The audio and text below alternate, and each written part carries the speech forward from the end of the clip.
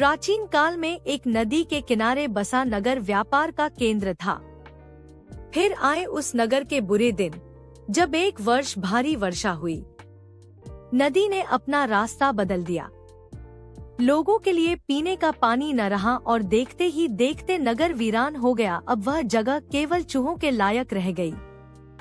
चारों ओर चूहे ही चूहे नजर आने लगे। चूहों का पूरा साम्राज्य ही स्थापित हो गया। चूहों के उस साम्राज्य का राजा बना मूषकराज चूहा।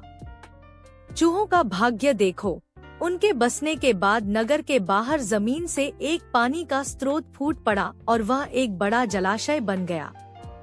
नगर से कुछ ही दूर एक घना जंगल था। जंगल में अनगिनत हाथी रहते थे। उनका राजा गजराज नामक एक विशाल हाथी था। उस जंगल क्षेत्र में भयानक सूखा पड़ा। जीव जंतु पानी की तलाश में इधर उधर मारे मारे फिरने लगे। भारी भरकम शरीर वाले हाथियों की तो दुर्दशा हो गई।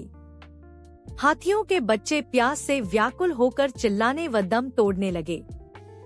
गजराज खुद सूखे की समस्या से चिंतित था और हाथियों का कष्ट जानता था। एक दिन गजराज की मित्र चील ने आकर खबर दी कि खंडहर बने नगर के दूसरी ओर एक जलाशय है।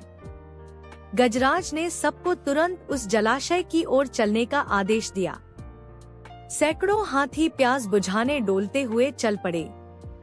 जलाशय तक पहुंचने के लिए उन्हें खंडहर बने नगर के बीच से गुजरना पड़ा। हाथियों के हजारों पैर चूहों को रौंदते हुए निकल गए। हजारों चूहे मारे गए।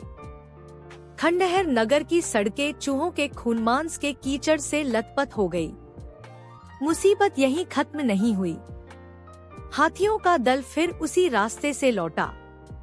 हाथी रोज उसी मार्ग से पानी पीने जाने लगे। काफी सोचने विचारने के बाद मूषकराज के मंत्रियों ने कहा, महाराज, आपको ही जाकर गजराज से बात करनी चाहिए। वह दयालु हाथी हैं। मूषकराज हाथियों के वन में गया। एक बड़े पेड़ के नीचे गजराज खड़ा था। मूषकराज उसके सामने के बड़े पत्थर के ऊपर चढ़ा और गजराज को नमस्कार करके बोला। गजराज को मूषकराज का नमस्कार। हे महान हाथी, मैं एक निवेदन करना चाहता हूँ। आवाज गजराज के कानों तक नहीं पहुँच रही थी। दयालु गजराज उसकी बात सुनने के लिए नीचे बैठ गया और अपना एक कान पत्थर पर चने मूषकराज के निकट ले जाकर बोला, नन्हें मियाँ, आप कुछ कह रहे थे, कृपया फिर से कहिए। मूषकराज बोला, हे गजराज, मुझे चूहा कहते हैं। हम बड़ी संख्या में खंडहर बनी नगरी में रहते हैं। मैं उनका मूषकराज हूँ। आपके हाथी रोज जलाशय तक जाने के लिए नगरी के बीच से गुजरते हैं।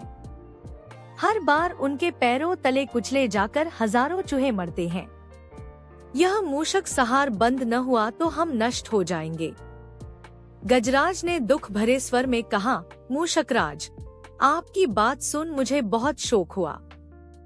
हमें ज्ञान ही नहीं था कि हम इतना अनर्थ कर रहे हैं। हम नया रास्ता मूढ़ लेंगे। मूषकराज कृतज्ञता भरे स्वर में बोला, गजराज, आपने मुझ जैसे छोटे जीव की बात ध्यान से सुनी। आपका धन्यवाद। गजराज, कभी हमारी जरूरत पड़े तो याद जरूर कीजिएगा। गजराज ने सोचा कि यह नन्हा जीव हमारे किसी काम क्या आएगा, सो उसने केवल मुस्कुराकर मूषकराज को विदा किया। कुछ दिन बाद पड़ोसी देश के राजा ने सेना को मजबूत बनाने के लिए उसमें हाथी शामिल करने का निर्णय लिया। राजा के लोग हाथी पकड़ने आए। जंगल में आकर वे चुपचाप कई प्रकार के जाल बिछाकर चले जाते हैं। सैकड़ों हाथी पकड़ लिए गए। एक रात हाथियों के पकड़े जाने से चिंतित गजराज जंगल में घूम रहे थे कि उनका पैर सूखी पत्तियों के नीचे छल से दबाकर रखे रस्सी के फंदे में फंस जाता है। जैसे ही गजराज ने पैर आगे बढ़ाया, रस्सा कस गया। रस्से का दूसरा सिरा एक पेड़ के मोटे तने से मजबूती से बंधा था। गजराज चिंघाड़ने लगा। उसने अपने सेवकों को पुकारा, लेकिन कोई नहीं आया।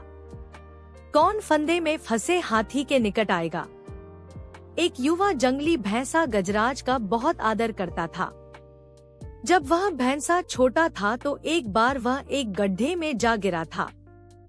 उसकी चिल्लाहट सुनकर गजराज ने उसकी जान बचाई थी। चिंगाड़ सुनकर वह दौड़ा और फंदे में फंसे गजराज के पास पहुंचा।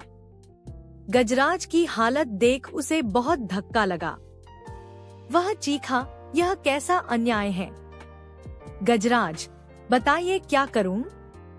मैं आपको छुड़ाने के लिए अपनी जान भी दे सकता हूं। गजराज बोले, बेटा, तुम बस दौड़कर खंडहर नगरी जाओ और चूहों के राजा मूषकराजा को सारा हाल बताना। उससे कहना कि मेरी सारी आस टूट चुकी है। भैंसा अपनी पूरी शक्ति से दौड़ा दौड़ा मूषकराज के पास गया और सारी बात बताई। मूषकराज तुरंत अपने 20-30 सैनिकों के साथ भैंसे की पीठ पर बैठा और वो शीघ्र ही गजराज के पास पहुँचे। चूहे भैंसे की पीठ पर से कूदकर फंदे की रस्सी कुतरने लगे। कुछ ही देर में फंदे की रस्सी कट गई व गजराज आजाद हो गए। सीखा, आपसी सद्भाव व प्रेम सदा एक दूसरे के कष्टों को हर लेते हैं।